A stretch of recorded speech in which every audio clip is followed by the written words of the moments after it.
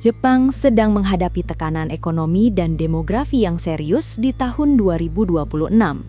Kalau kamu masih membayangkan Jepang sebagai negara futuristik yang selalu unggul dalam segala hal, realitas hari ini jauh lebih kompleks.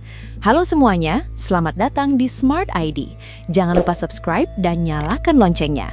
Hari ini kita akan membahas kisah naik turun salah satu ekonomi paling berpengaruh di dunia. Dalam beberapa tahun terakhir, yen memang melemah tajam terhadap dolar AS dan sempat menyentuh level terendah dalam hampir 4 dekade. Pada 2023, posisi Jepang sebagai ekonomi terbesar ketiga dunia juga sempat disalib oleh Jerman berdasarkan nominal GDP.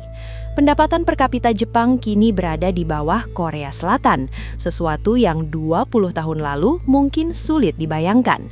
Tapi ini bukan cerita tentang negara yang runtuh.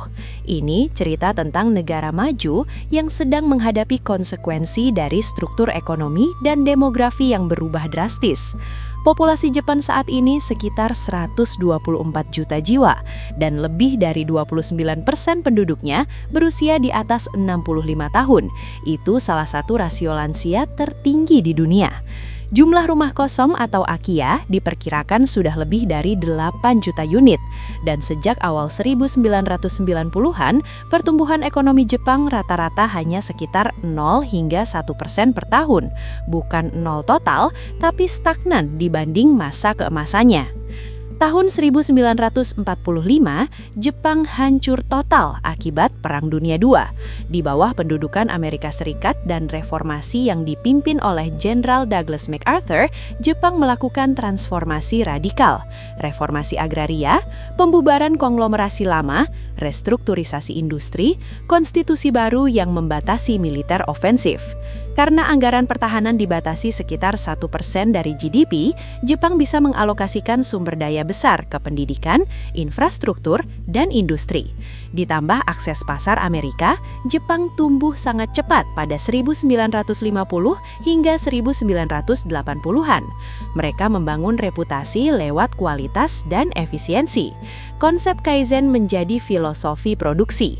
Perusahaan seperti Toyota, Sony, dan Nintendo menjadi simbol kebangkitan Jepang. Pada 1980-an, Jepang adalah ekonomi terbesar kedua dunia. Di era 1980-an, nilai aset Jepang melonjak luar biasa. Harga properti dan saham naik cepat. Sebagian orang percaya harga tanah tidak akan pernah turun. Tahun 1985, terjadi kesepakatan internasional bernama Plaza Accord. Tujuannya menyeimbangkan defisit perdagangan AS dengan melemahkan dolar dan menguatkan yen. Jepang menyetujui kesepakatan itu bersama negara-negara lain. Dampaknya apa? Yen menguat tajam dalam waktu relatif singkat. Ekspor Jepang memang terdampak, tapi tidak langsung hancur. Masalah yang lebih besar muncul dari kebijakan domestik. Untuk mengimbangi perlambatan ekspor, Bank of Japan menurunkan suku bunga secara agresif. Likuiditas membanjir, pinjaman murah mendorong spekulasi besar-besaran di pasar saham dan properti. Terbentuklah gelembung aset. Ketika suku bunga dinaikkan kembali di awal 1990-an, gelembung itu pecah. Harga saham dan properti jatuh drastis. Sistem Bangkor dipenuhi kredit macet. Inilah awal dari periode yang kemudian disebut sebagai The Lost Decades. Ekonomi Jepang tidak kolaps seperti krisis Asia 1998, tapi pertumbuhannya rendah dalam waktu lama. Inflasi sangat rendah, bahkan deflasi. Perusahaan dan rumah tangga menjadi sangat berhati-hati. Budaya mengambil resiko menurun. Tapi penting dicatat, Jepang tetap menjadi salah satu negara paling inovatif di dunia. Mereka unggul di robotika industri, otomotif hybrid, material presisi tinggi, mesin manufaktur, komponen semikonduktor. Jadi ini bukan kisah negara gagal, ini kisah negara maju yang berjuang keluar dari stagnasi struktural. Masalah terbesar Jepang hari ini bukan lagi bubble ekonomi, tapi populasi. Angka kelahiran sangat rendah. Populasi menyusut setiap hari. Fenomena seperti hikikomi, karoshi, dan meningkatnya lansia yang hidup sendiri memang nyata. Tapi itu bagian dari persoalan sosial kompleks, bukan gambaran tunggal seluruh masyarakat Jepang. Dengan rasio lansia hampir 30%, beban fiskal dan sistem pensiun makin berat.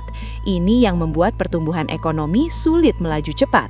Indonesia saat ini sedang menikmati bonus demografi. Situasinya memang jauh berbeda dari Jepang, tapi ada pelajaran penting. Jangan terlalu bergantung pada satu model pertumbuhan. Hati-hati dengan gelembung aset. Investasi jangka panjang di pendidikan dan teknologi adalah kunci. Struktur demografi menentukan masa depan ekonomi. Jepang bukan negara yang jatuh. Mereka tetap raksasa ekonomi, tapi mereka menunjukkan bahwa kejayaan masa lalu tidak menjamin momentum selamanya. Kisah Jepang bukan tentang kegagalan. Ini tentang bagaimana keputusan kebijakan, demografi, dan perubahan global bisa membentuk arah sebuah bangsa selama puluhan tahun. Bangsa besar tidak runtuh karena tidak kuat. Mereka bisa melambat ketika merasa model lama masih cukup.